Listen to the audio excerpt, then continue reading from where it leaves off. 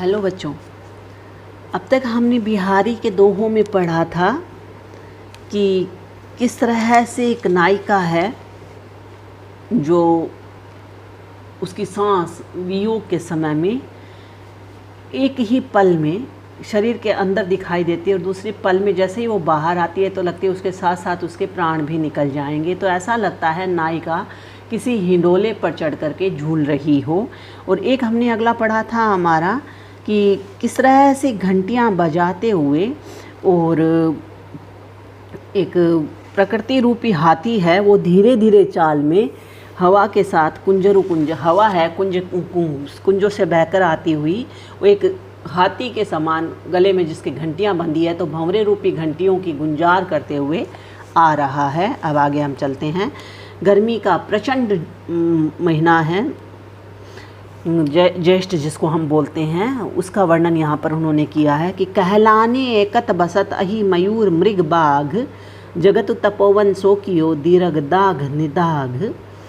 कभी यहाँ पर कहता है ग्रीष्म ऋतु को लेकर के कि संपूर्ण धरती तपोवन के समान दिखाई दे रही है। कहलाने एकत बसत जगत तपोवन सो कियो, संपूर्ण धरती है वो एक तपोवन के समान तपस स्थली के या तपोभूमि के समान दिखाई दे रही है, क्योंकि गर्मी के ताप से व्याकुल होकर कहलाने एकत बसत सब एक ही जगह पर बसे हुए हैं। अहि मयूर, देखो सब एक दूसरे के दुश्मन हैं।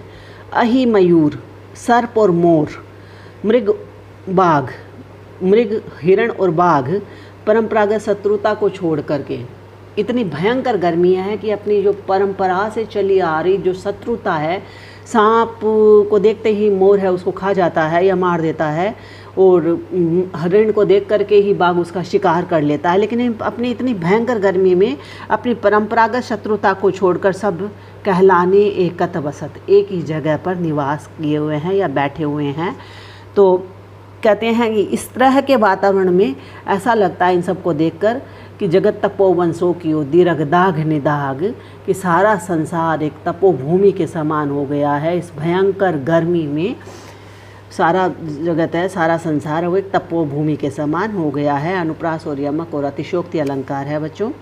अगला है अरुण सरोरूह कर चरण द्रग खंजन मुख चंद समय आय सुंदर शरद काहि न करत आनंद। शरद ऋतु का वर्णन है कि वर्णन करते हुए कवि कहते हैं कि शरद रूपी सुंदरी समय पर आकर अपने लाल लाल कमल पुष्पों रूपी हाथों और पैरों, खंजन पक्षी रूपी नेत्रों तथा चंद्रमा रूपी मुख के द्वारा किस व्यक्ति को आनंदित नहीं करती है। अब अगर हम देखें तो शरद ऋतु आती है तो लाल लाल कमल के फूल खिल जाते हैं, तो वही उनके फूल खिले हुए लाल कमल हैं वो उनके नायिका रूपी स्त्री के नायिका के हाथ और पाँव की उपमा दी है। खंजन पक्षी है वो नायिका के नेत्र के समान हो गए हैं और चंद्रमा उसके सुंदर मुख के समान है, तो व्यक्ति को आनंदित प्रसन्न करती है, अर्थात वह अपनी रूप माधुरी से सभी को आनंदित करती है।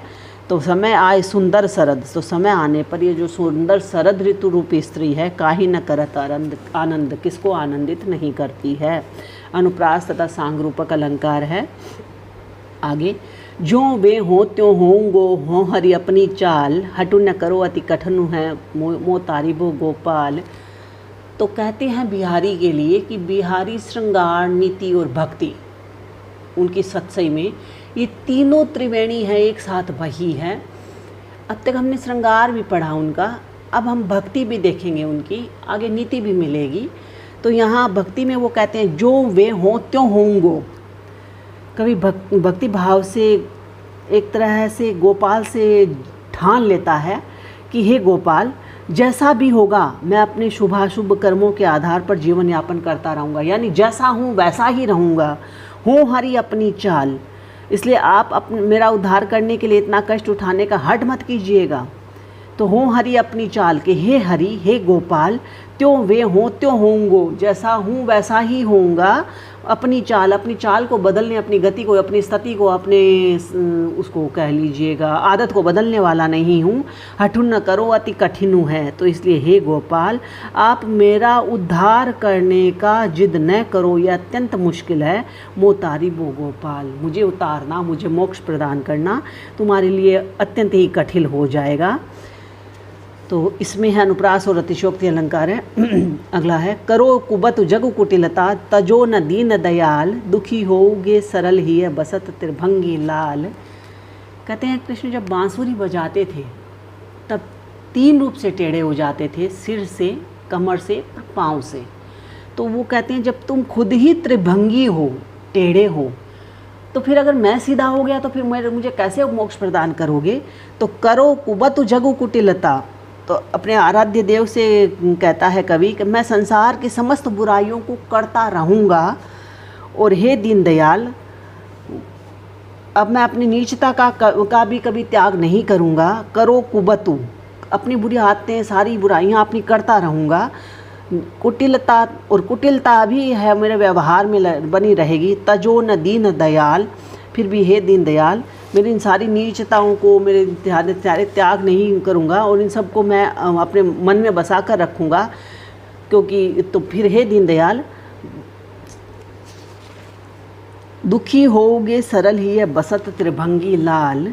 तो हे दीनदयाल या हे त्रिभंगी, क्योंकि ऐसा न करने से मेरा मन सरल हो जाएगा, मैं तो सीधा हो जाऊंगा। अगर मैं अपनी कुटिलता को छोड़ दूंगा, अपनी बुराइयों को छोड़ दूंगा, तो मैं एक सीधा सादा सा व्यक्ति हो जाऊंगा। और अर्थात सीधा हो जा गया तो और मन की ऐसी स्थिति की जाने पर आपके त्रिभंगी, तो अगर मैं सीधा सादा हो गया तो आप जो त्रिभंगी हो, टेढ़े मेढ़े हो, शरीर को उसमें कैसे प्रवेश करवा सकोगे। अगर मेरा मन सीधा सरल हो गया तो फिर आप उसमें कैसे प्रवेश, त्रिभंगी है, त्रिभंगी में आप अपने टेढ़े मेढ़े शरीर को लेकर कैसे उसमें प्रवेश कर पाओगे। इसलिए मैं तो अपने संसार की कुटिलता, बुराइयां हैं, उन सब को लेकर के ही रहूँगा, क्योंकि आप भी टेढ़े हो तो मैं भी टेढ़ा हूँ, तभी हम टेढ़े से ही है मेरा उद्धार हो पाएगा। तो समासोक्ति अलंकार है इसमें।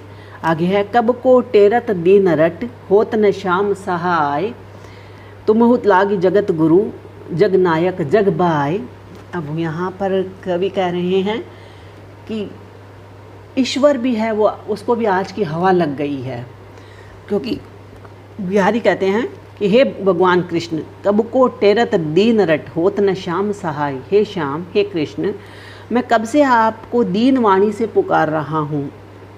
कब को टेरत दीन रट, कब को मैं आपको दीन वाणी, रट मतलब आवाज़ से, टेरत पुकार रहा हूँ, आपका नाम रट रहा हूँ, परंतु आप मेरी सहायता करने के लिए उद्यत नहीं हो रहे हैं। होत न श्याम सहाय, आप मेरी सहायता नहीं कर रहे हैं। तो महु लागी जगत गुरु, तो हे संसार के गुरु, हे संसार के स्वामी, मुझे ऐसा लगता है कि संसार के स्वामी, ये पूज्य, आप पर भी संसार के स्वार्थ साधने की हवा लग गई है। जग नायक जग बाय, कि हे जगत के नायक, हे जगत के स्वामी, हे जगत के गुरु, आपको की जग बाय, संसारिक हवा है वो लग गई है।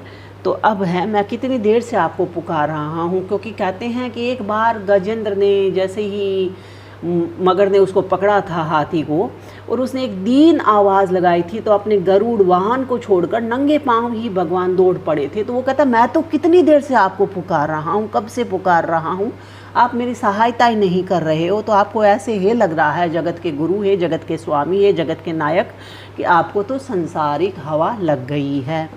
तो यहाँ पर विप्सा, दीपक और काव्यलिंग अलंकार है बच्चों। अगला, थोरे ही गुण रीजते बिसराही वह बानी, तुमहु काना मनोभय आज काहली के दानी। आजकल के दानी कैसे होते हैं, दान करते कम है और दिखाते ज़्यादा हैं। 4 केले बांटे और फ़ोटोज़ ली और डाल दी हमने सेल्फी लेकर के। तो इस तरह के वो कहते हैं कि तुम जो थोड़े से पहले कभी दान नहीं हुआ करते थे, कि थोड़ा सा ही अगर किसी ने कुछ कहा और अपने कवच कुंडल तक दान कर दिए थे, तो इस तरह की तो बातें अब कहाँ हैं। कि थोड़े गुण रीझते, थोड़े से गुणों पर अगर प्रसन्न हो जाते, बिसराई वह बानी, वह आदत तो तुमने भुला ही दी। तुमहु कानो, तो हे कान्हा, हे गोपाल, हे भगवान या हे ईश्वर, तुम तो मनोभय आज काल के दानी, तुम तो मानो आजकल के दानियों के समान हो गए हो, क्योंकि आजकल के दानी अत्यंत प्रशंसा करवाने पर भी बहुत कम देते हैं क्यों, और आसानी से किसी पर प्रसन्न नहीं होते हैं। तो तुम भी मानो आजकल के दानियों के समान हो गए हो। अनुप्रास आक्षेप अलंकारों का प्रयोग हुआ है। अगला है, फिर अब नीति पर आ गए हैं बिहारी। तो जयसिंह के दरबार में जैसे ही वो अपनी नवोढ़ा नायिका के प्रेम पाश में बंध गए थे, अपने राजकाज, अपने कह लीजिए दिनचर्या से, अपने कार्य से अपने विमुख हो गए थे, तब सब ने जाकर बिहारी से कहा कि अब तो उबारो, नहीं तो ये शासन कैसे चलेगा। तब यहाँ पर नहीं, सॉरी बच्चों, ये है कि औरंगजेब के कहने पर जयसिंह ने शिवाजी पर आक्रमण करने की तैयारी की।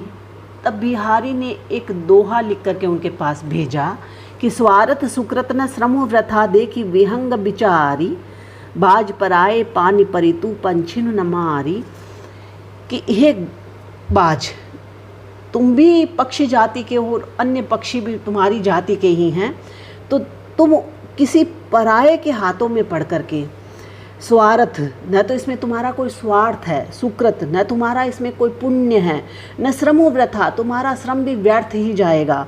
देखी विहंग विचारी, तो हे बाज तुम सोच करके, ठिठक करके सोच करके विचार करो कि बाज पराए पानी परी, तो हे बाज पराए हाथों में पड़ करके तू पंछिन न मारी, तुम अपनी ही स्वजाति के, अपनी ही जाति के पक्षियों को मत मारो। तो यहाँ पर इस बात को उन्होंने कहा है। तो शिवाजी पर आक्रमण करने के लिए जैसे ही कहा था उन्होंने एक अपना दोहा भेजा, और अचानक ही जयसिंह की कहते हैं आँख खुल गई थी। तो अनुप्रास परिकरंगरागुर अलंकार और अन्योक्ति अलंकार है। और अगला करते हैं अब हम। करी फुलेल को आचमन मीठो कहत सराही, ए गंधी मतियन मंद तू इतर दिखावत काही। नीति की बात है ये। मूर्खों के बीच में अगर आप ज्ञान की बात करते हो तो आपके ज्ञान की बात की क्या वैल्यू रहेगी, क्या हम आपकी ज्ञान की बात कितनी महत्ता रखेगी। इसी बात को यहाँ पर है कि करी फुलेल को आचमन। तो कवि कहता है कि इत्र बेचने वाला, कोई इत्र बेचने के लिए गया तो करी फुलेल को आचमन, उन्होंने इत्र को अपने हाथ में लेकर के आचमन के रूप में, आचमन करना है कहते हैं हाथ में लेकर के पी लेना, तो उन्होंने उस फुले इत्र को पी लिया। मीठो कहत सराही, और मीठा कहकर प्रशंसा करने लगे। ए गंधी, तो वो कहते हे गंध बेचने वाले, इत्र बेचने वाले गंधी। मति मंद तू, तुम तो व्यर्थ में मूर्ख हो। इत्र दिखावत काही, क्यों जा कर के इस तरह के लोगों के बीच में अपना इत्र दिखाते हो। तो